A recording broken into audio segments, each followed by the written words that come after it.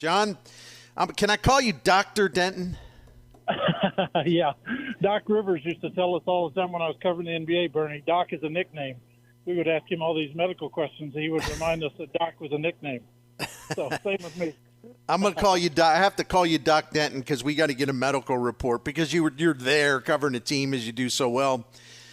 And then just break it down for us, what John Mozeliak and others are saying about Tommy Edman and Lars Nootbaar. You can take it in any order that you'd like. Yeah, Lars Nootbaar is the newest one. 2 non-displaced rib fractures on his left side. He fell last Saturday. He was twisting and turning, trying to catch a fly ball. He fell. His elbow jammed into his ribs. 2 fractures on that side. The Cardinals said 10 to 14 days. That's not really what's going to happen here. It's going to probably be more like 4 weeks, 5 weeks. I mentioned twice to Lars that, the Cardinals open at Dodger Stadium, not far from his childhood home, and he wants to be out there. But he said, I got to be realistic and not rush back. And it didn't sound like Lars thinks he'll be back by opening day. And then, Mo made it official today. He said, it's highly doubtful that Tommy Edman will be ready. Tommy hasn't taken a right-handed swing without pain yet. He hasn't hit off pitching yet. Tommy is still, quite a ways away. He's not going to be ready for opening day. I wonder if he'll even be ready for the home opener at Busch Stadium, against the Marlins. So Tommy could be a matter of, a month or so before he's ready. Lars will probably be back within the next, 3 to 4 to 5 weeks. John, I was reading your stuff as I always do, and John Denton, and it sounds like, the obvious solution as far as Nootbaar being out. Burleson's had a really good spring training. He looks good. He's hitting the ball really well, going the opposite field. Is there any question you plug him in left field, and I guess Carlson inherits the center field job? Does that mean Ciani would be the next guy up as a backup? Yeah, I think Ciani's going to make the rest. Going to make the opening day roster now. It sounds like he is a plus defender. He's a guy who can run.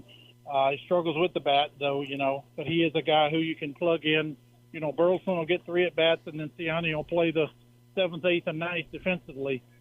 That's the way it's probably going to be. Mo basically said today, let's pump the brakes on Victor Scott while he's opened some eyes. There's still a long way to go. He doesn't want to get expectations out of control, but the kid has played really well. I think his best at bat of the spring was against Josh Hader, left on left, and he hit an absolute rocket to center field that was caught. He didn't get anything out of that bat, but it told a lot about where that kid is. Like, he knows how to stay within himself. He knows what he's up there to do. He's not up there to drive the ball to the ballpark.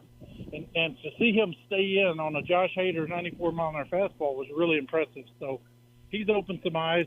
Alec Burleson took 2 walks yesterday, which he told me today he can't remember the last time he's walked twice in a game. He's one of those guys who has such good hand-eye coordination. He can put his bat on anything.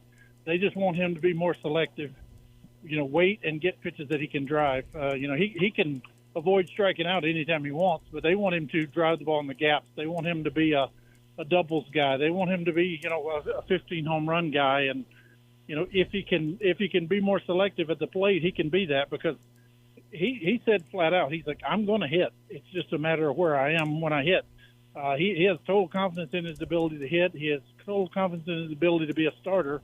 It's just this is bad news for the Cardinals. They have 2 of the 3 starters that they projected as their opening day outfielders are going to be out, and there's no way to spin that to say that's positive. It's a big hit to this team, and they're going to try to survive until they get them back.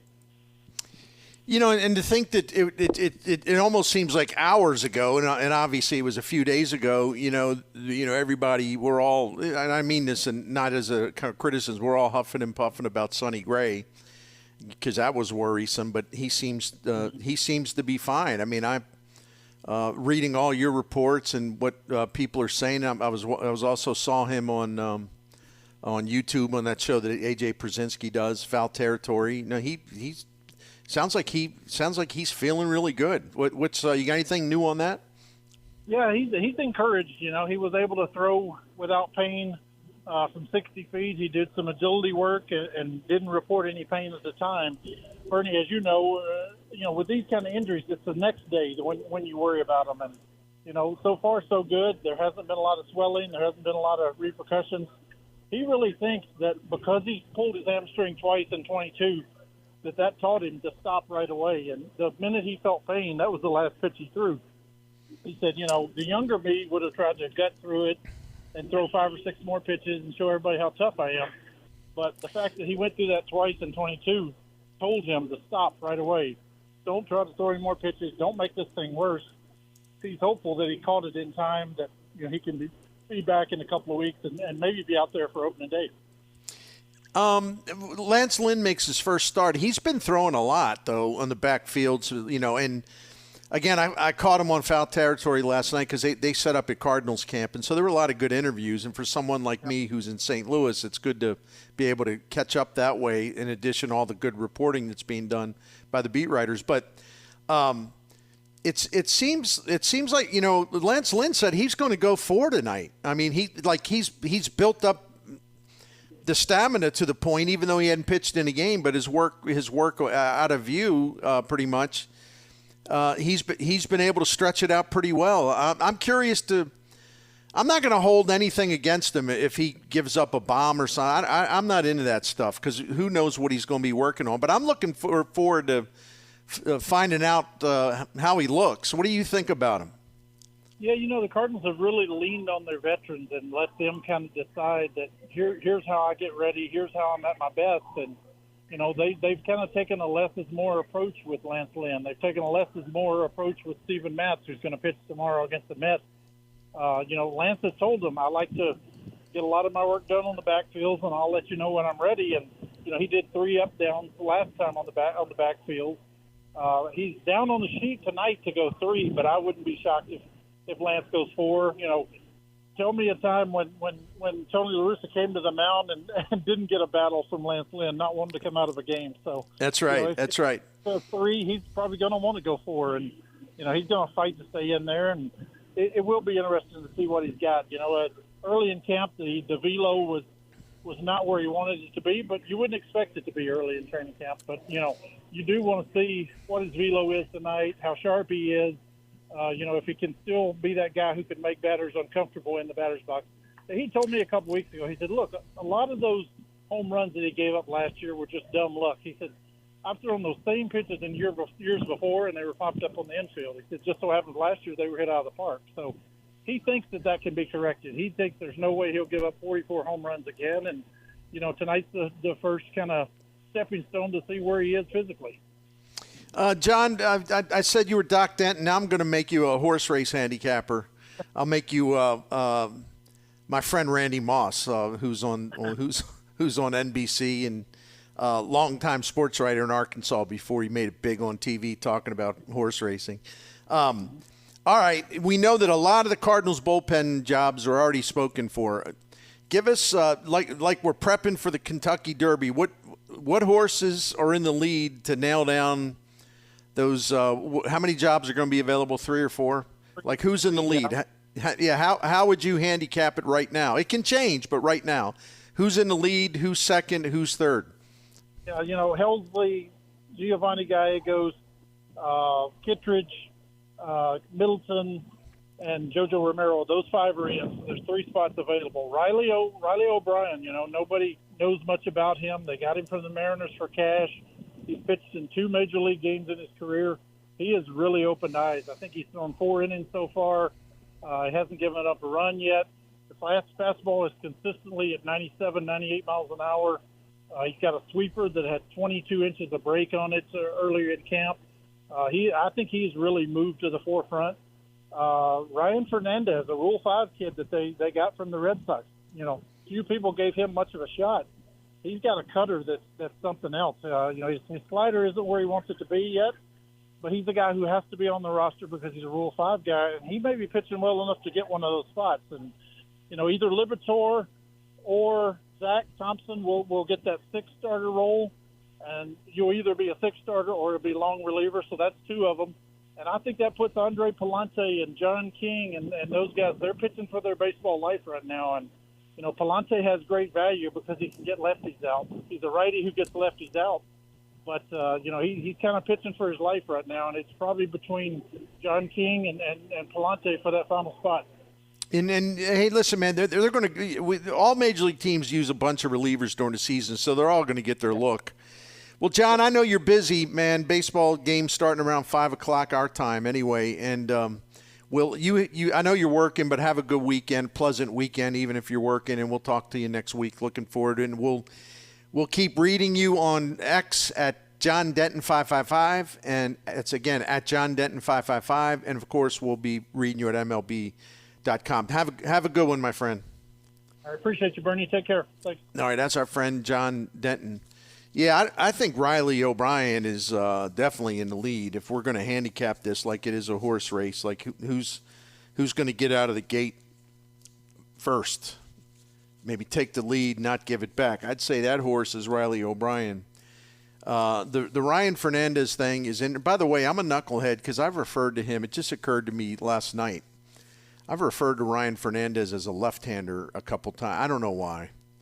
They're all new. We're all getting to know him. He's a right-hander, but he's developed a cutter that's pretty nasty. But they drafted him in the Rule 5 from Boston. They can't send him down. Or they could if they offer him back to Boston. But Boston may say, well, thank you very much. We like him too.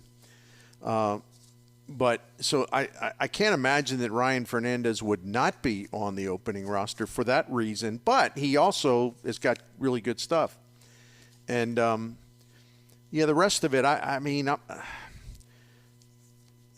guess the guy who's not going to be the designated sixth starter will work out of the bullpen. I'd rather see Liberatore work out of the bullpen than Thompson. I want Thompson ready for the inevitable pitching injury, and there will be pitching injuries.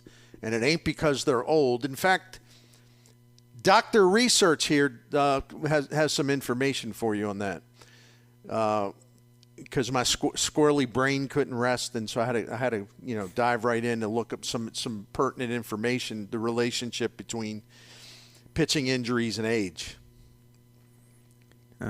Ain't what you think, just as I suspected. Ain't what you all think. Now, it could be a matter of performance being affected by age, but that's a different story for a different day. And that's going to require a lot more. Although I've kind of researched that anyway. I mean, there's a lot of pitchers 34 and up, start a lot of games and threw a lot of innings last year. And some really good ones as well. So anyway, I wonder if they'll want to, keep Palante around here to start because here we go again. He's a right-handed pitcher who can get left-handed hitters out, and those guys are hard to find. And okay, that's great, but how about